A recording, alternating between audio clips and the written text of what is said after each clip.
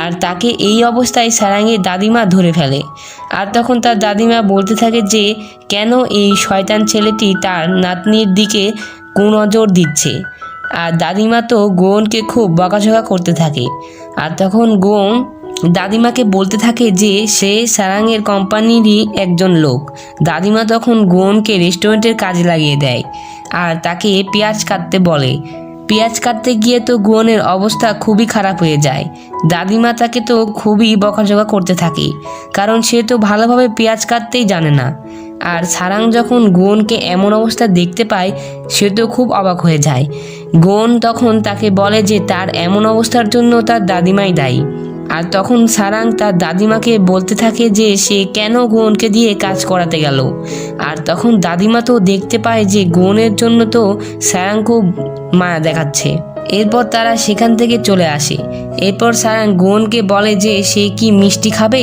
তখন গোয়ন বলে যে সে মিষ্টি পছন্দ করে না, কিন্তু সারাঙ্গের বলার জন্য গোয়ন প্রথমবারের মতো মিষ্টি খায় আর তার খুবই ভালো লাগে। এরপর গোয়ন গেম খেলছিল।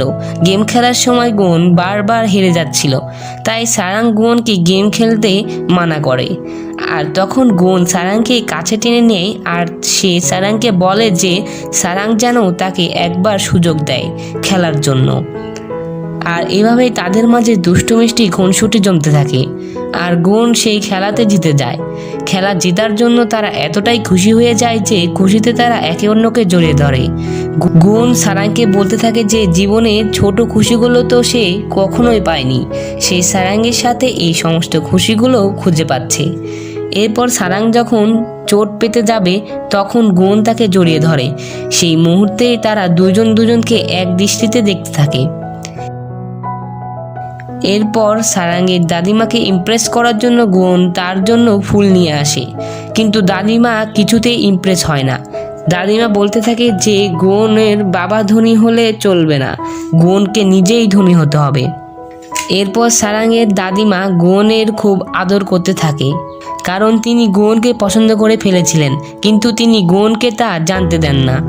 এরপর গোয়ন সারাংকে তার বাড়িতে পৌঁছে দেয়। আর এবার তো সে তার মনের কথা সারাংকে বলেই দেয়। গোয়ন সরাসরি সারাংকে ডেট করার কথা বলে। আর এই কথা শুনে সারাং তো খুব লজ্জা পেয়ে যায় আর সে সেখান থেকে চলে আসে।